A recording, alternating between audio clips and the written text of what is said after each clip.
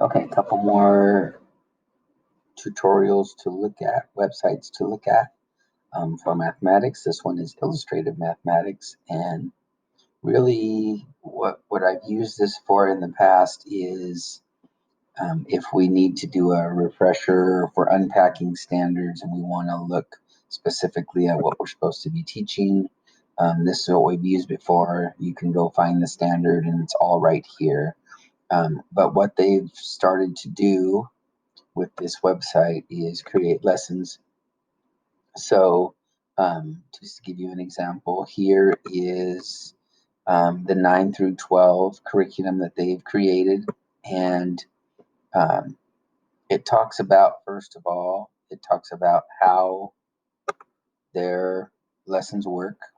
So, basically, it's a lot of hands-on. There's a launch, kind of talks about it here, what a typical IM lesson would look like.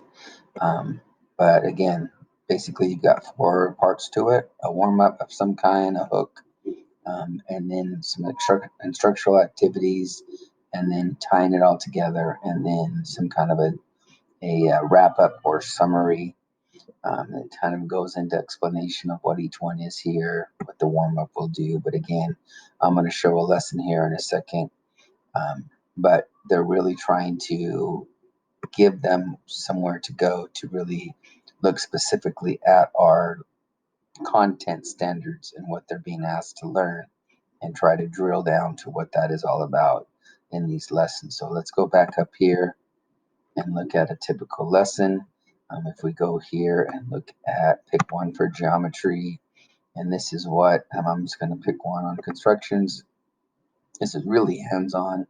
And if you go to pick one of these lessons here, perpendicular bisectors, it takes you, and what I wanted to show here, here's the lesson and the practice.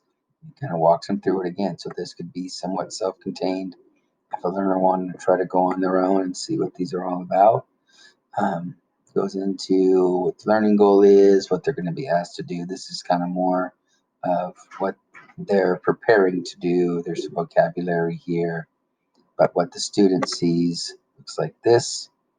And again, they'll go through a lesson, take notes, learn vocabulary, and then they'll have some practice where they'll be asked to answer some questions. So um, this is something that we've looked at as a department, and looking at maybe adding some more of these activities into our playlist for the upcoming year.